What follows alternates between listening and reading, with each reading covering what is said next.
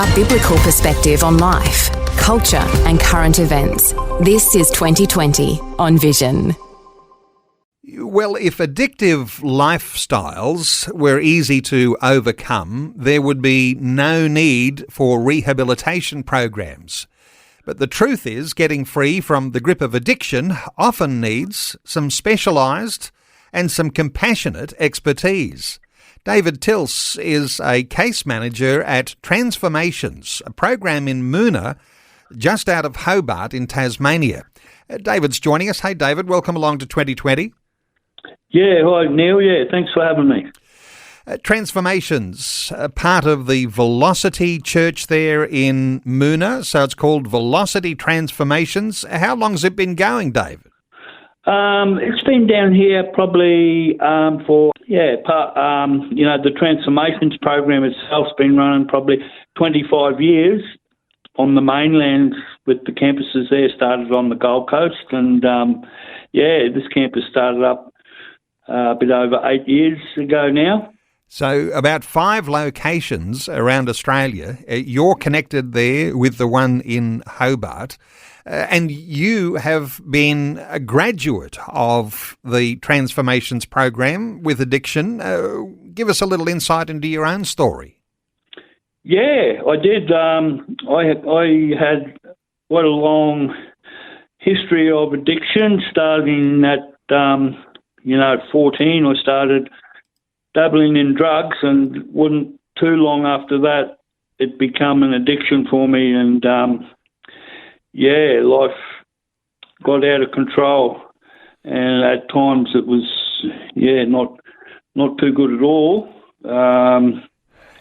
It took me quite a while to seek help. David, as I understand it, you lost your marriage, you lost your farming opportunity, you lost your children in all of that. There's a huge lot at stake, isn't there, if you don't get free from your addiction? There certainly is, Neil. Yeah, it took everything from me, and I was almost prepared to lose myself there at times too through it. It's amazing to talk about these things, and thanks so much for your candid humility in saying those sorts of things. If we're being general here for a moment, Dave, what sort of age do most people realise that they need help if they're in the middle of an addiction crisis? Is it just young people, or is it middle-aged people? Or, what sort of people are coming through your Transformations program? Well, thankfully, they are getting younger. With early 20s, they're realising. But unfortunately, there's still the ones that, into their late 40s, even 50-year-old, before they've actually decided to make a decision to change. So you were in your 50s when you sought help, and I think you mentioned you first started dabbling in these things at around age 14, so that's a long time of being in the grip of drugs and alcohol. Yes, it is. It is a long time. I look back, I know now that I accept, life now, and I am happy at the moment, but I do look back and think, wow, what I did, what I could have done, what I wasted. I'm familiar with a number of rehab programs that are going on around the nation, and oftentimes it's like a waiting list to get in. Is there something like that in Transformations? At the moment, we have beds in both our men's and women's house down here. But it's sort of up and down. It can get full, and then not everyone will commit to long term. We certainly have beds available at the moment. Is it the case, David, that oftentimes in a rehab setting you need some levels of tough love, and you don't put shackles on people? They can leave, they can go back to their addiction, but something's got to inspire them to stay and complete a program and get clean and get a new start. Is that the case? I mean, you've got to have some level of tough love? Yeah, definitely. The Transformations program is known to be one of the hardest in the country. And yeah, that's what we do need. We need rules, we need structure, and we need a timetable to follow, and we need to know to be on time and pick up after ourselves.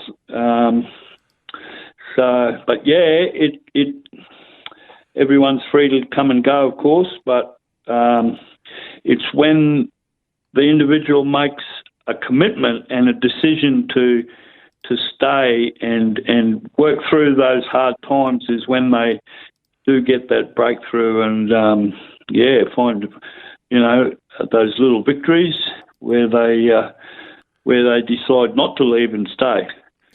Oftentimes, people who come to their wits' end and there's no lower point to go because of addiction. Sometimes they might reflect on their past, whether they've been victims of trauma or some levels of abuse. Is that something that's a common thread, do you think, in those who are coming through your program? It's very common, Neil, that they've been through trauma and abuse, and some of it's is very traumatic. Would be for them, and what. They find a substance that helps them cope and self-medicate with that, and before they know it, they're in the traps of addiction. But that's certainly very common. A self-medicating that tries to relieve the pain, emotional trauma from the past. Now, a Christian foundation, I mentioned Velocity Transformations, Velocity Church, the foundation for all of this. When people are coming into connection with a Christian program here, what's different about a Christian program to someone else's secular program? Because there's a whole lot of different dimensions to the sorts of things people experience when they're exposed to the things of God. How do you describe those? Yeah, definitely. We have the holistic approach here. So the spiritual side of it is probably the biggest part, where people will find, when they find that connection with God, and they can receive, once they understand the amazing grace that God offers us and forgiveness, that once that shame and guilt is laid at the cross, I guess, what a sense of freedom then to be able to work on yourself, mentally and physically. You've got a couple of young women there with you. One of them is Eliza, another one, Georgia. If I might just chat to those ladies for a moment. Eliza, you're about to graduate from this program. How tough has it been for you? Hi. Yes, it's been an incredibly challenging program.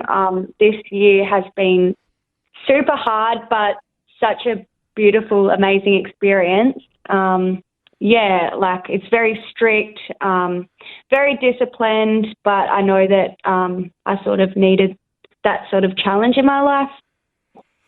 Sometimes you need strict, but it's the thing that really rubs us up the wrong way. Were you tempted to leave at any time?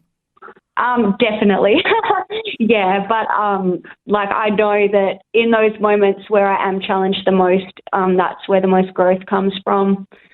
Yeah.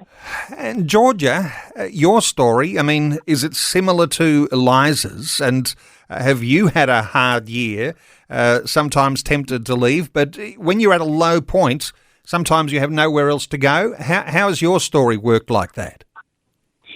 Hi. So I really relate to what Eliza said.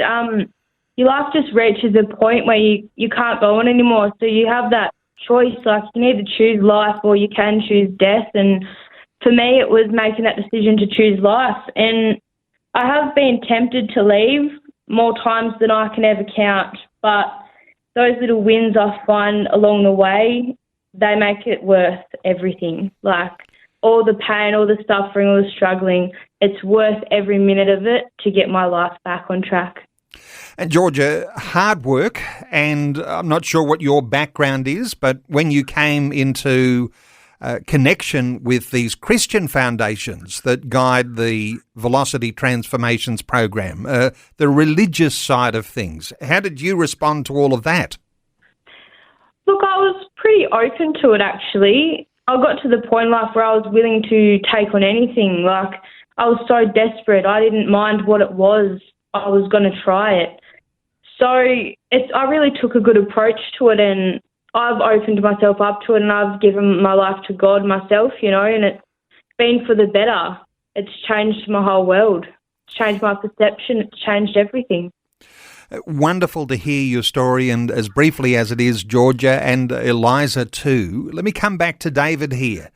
David, the Christian dimension of the program, is this what is one of those hallmarks of what makes it successful, that you see people like Eliza and Georgia graduating and they've got faith in God, enabling them to face a whole lot of different challenges with a new hope in their life?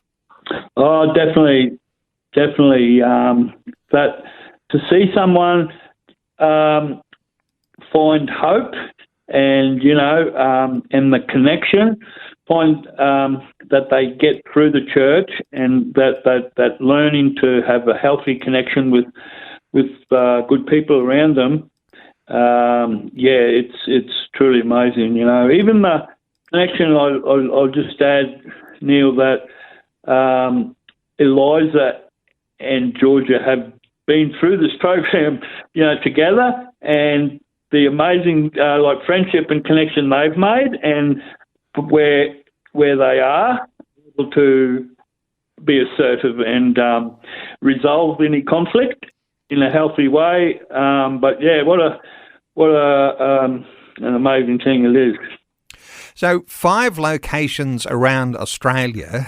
You're in just near Hobart in Moona. Where are the other locations? Yeah, there's one at the Gold Coast in Queensland, one in Hervey Bay. There's one near Ipswich, Queensland, and there's a campus in Cowra in New South Wales. Wonderful. And there's an organisation that helps the Velocity Transformations program called Pathways. That's the way to connect with you, isn't it? Through pathways.org.au to be able to find out about the Transformations program. So is that the only place I point listeners, or is there a specific website for Velocity Transformations? There is also a Transformations website. They can also contact us on our phone number, that's 03 6278 1777. Pathways are a great organisation, that Pathways Tasmania. They also run a homeless youth shelter, and they do a lot for the men and women here in the program. Well, special honour to the Velocity Church in Tasmania, because they do some wonderful work, obviously, as you yourself, David, are a graduate, and you've got Eliza and Georgia with you there, about to graduate from the program. And, our prayers, and I think the prayers of every listener to our conversation, are that you'll all be able to remain strong as you remain free from those addictive things, and that your life will change and have a wonderful trajectory as you focus on God and are involved in His mission and His ministry. David Tilse is a case manager at the Transformations program in Moona. It's just outside Hobart in Tasmania. That pathways.org.au website, but also Google Transformations or Velocity Transformations. David also mentioned a phone number there, 03 6278 1777, for those listeners in Tasmania that might like to connect, because there's a sense of desperation in someone who you love trying to get free from addictions. David and Eliza and Georgia, thanks so much for joining us today on 2020. You're welcome. Thank you. Thank you. Yeah, thank you, Neil. Thanks for taking time to listen to this audio on demand from Vision Christian Media. To find out more about us, go to vision.org.au.